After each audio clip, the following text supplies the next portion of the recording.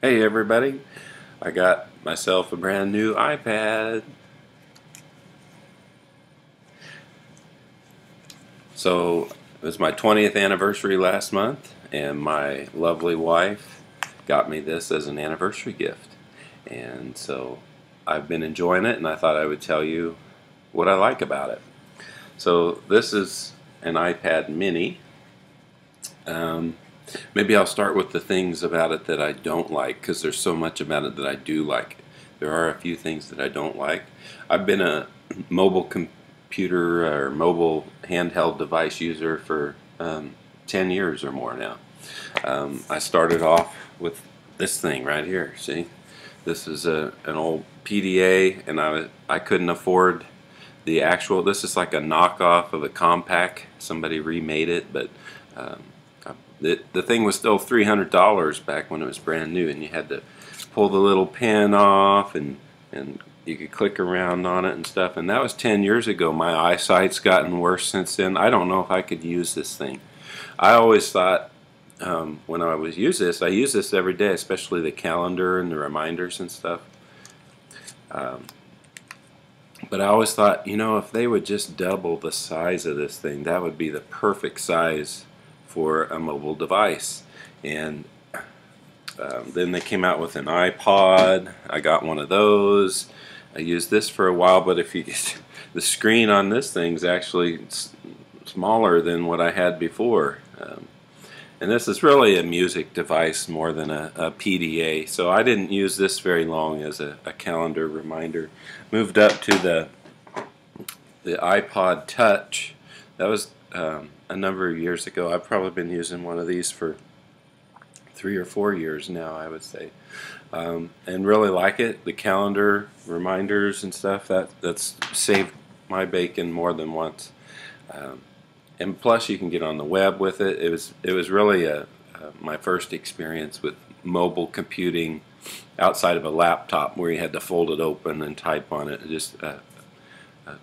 The iPod Touch was really, I was loving that, and my wife could tell how much I loved it. So when the iPad came out, she offered to buy me one, and I didn't want the original iPad.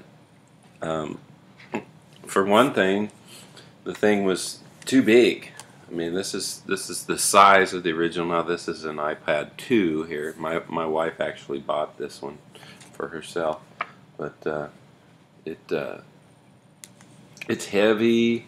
The original iPad didn't come with cameras. This iPad 2 came with cameras, so I was kind of tempted, but it really seemed more like a consumer device than a digital media creative device, and I thought that it would be a step back from the iPod Touch, because at least the iTouch could shoot video, it could take pictures and stuff, and so I held off on the iPad. But then, lo and behold, last month this one shows up. So that's a comparison of the size of the two. This one weighs a little more than twice this one. This one comes in a little over half a pound, and this one's pound and a half or pound and a quarter, something like that. It's quite a bit of difference if you're going to use it for an e-reader, which that's another story. See, I had been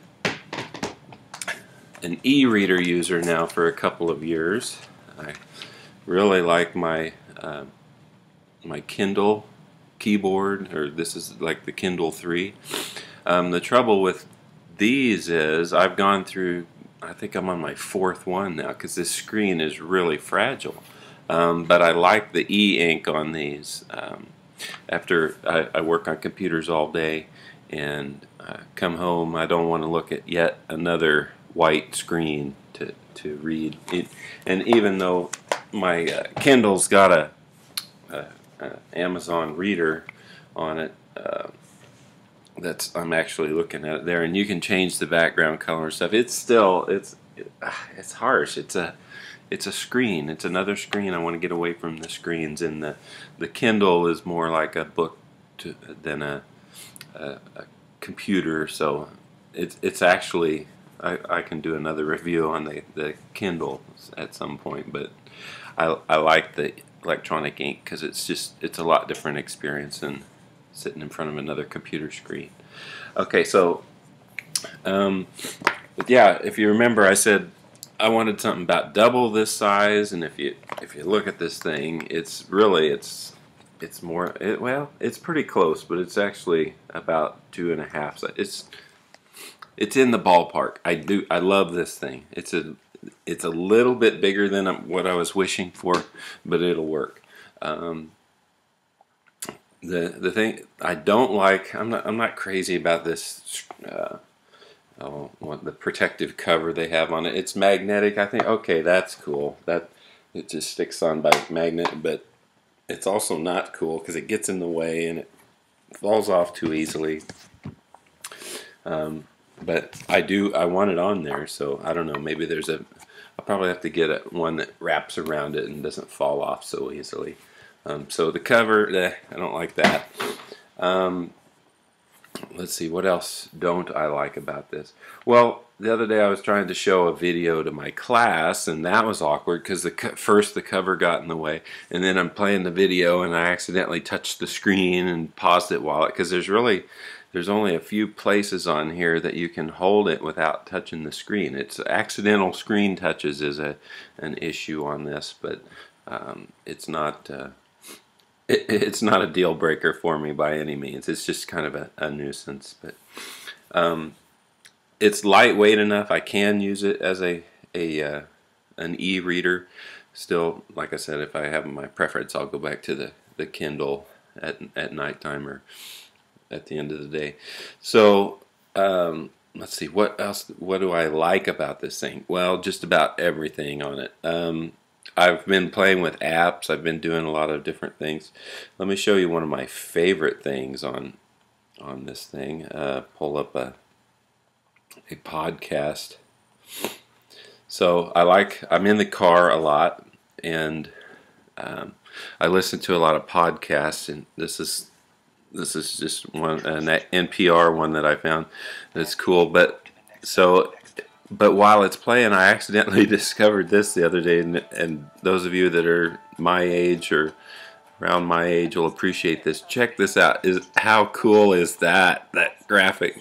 Now my students are going to look at that and go, okay, that's neat, or they may not even know what that is, but it behaves like a reel-to-reel tape recorder, and it's pretty authentic too, because as the tape is small on the reel, it turns faster, and then as you progress through the podcast, the tape actually moves from one reel to the other. It's a pretty good little simulation there, and you can even you can scroll it with the scroller. See how that's kind of an indicator of how much time you have left on the podcast. And the little gears, did you see it let go? The playhead came off when I was scrolling it.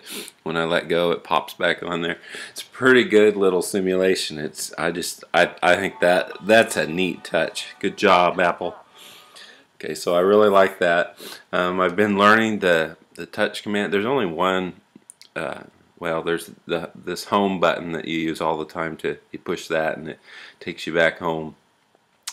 There's a power button, and then a couple of volume controls on the side. But I've been learning that there's touch gestures that you can put on this thing, that you can move between your applications. So you're in your listen to your podcast, and if you want to move them, you just take your fingers and lift up, and then that shows all your other apps that are going on, and you can switch. Oh, okay, maybe I want to look at pictures or something. So then that takes me in the pictures. Push it up again, and maybe I'll check some email or something. So you can check the email, and so that's kind of the basic idea on how that works. So that's the old way. The new way, you can just take your four fingers and it's like an Alt Tab or Command Tab between apps on your computer. You can just four finger slide it between one and the next and the next, and so I think that's pretty cool. What else do I use this thing for? Well, I'm starting to use the Siri voice recognition quite a bit. you can say you can speak to this. You can this is the Notes app, and it's too bright. You can't really pick it up with the camera. But if you speak into it, Siri will record your voice, send it off to the Apple servers somewhere out in the internet, parse what you were saying, send it back to you as text. I mean, all in the blink of an eye. It's very seamless. It's convincing that that's all happening right in here. But the only downside to that is you have to have internet access to make that work. So,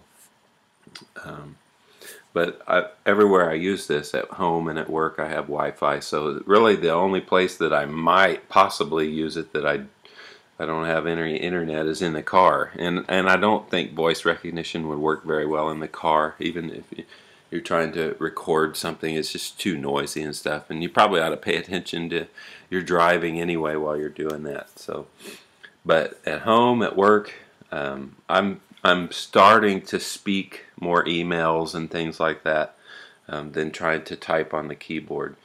If you've never typed on an iPad keyboard before, they've got like a little virtual keyboard that shows up at the bottom. I don't know if I can make that show.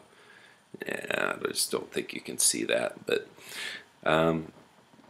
that's never been a thing for me because I'm a touch typist. I like to be able to feel it, so I feel I'm getting better, and it senses what you're typing as you type. It's got very good correction software in it that if you make one mistake or something and it can figure out what you were typing, it'll just put it in there. But there's some very funny memes on the internet too about when that technology goes wrong. But for the most part, it's really, the autocorrect is very good. What I just put on my exercise log on this. I found an app for this. I like the security of this thing, and that you have to go through the App Store. Now I know you can jailbreak it and you can get around that, but I really appreciate knowing that someone else has looked at all the software that goes on this thing before it gets put on here. So there's no, to my knowledge, there's no rogue applications that can get on here and start infecting this thing with viruses. Okay, the kids like the games on it, of course. I'll play a game every now and then. There's just a lot of fun apps, and I won't go into all of those. I like the music app too. Maybe we'll just end with that. So I got myself a copy of GarageBand. I started playing with this on the iTouch a while back, and the screen's just probably a little bit too small to fully appreciate it, to fully enjoy it. But this is just about right on the iPad Mini, where you can play your guitar. Anyway, so yeah, love the thing. Good job, Apple.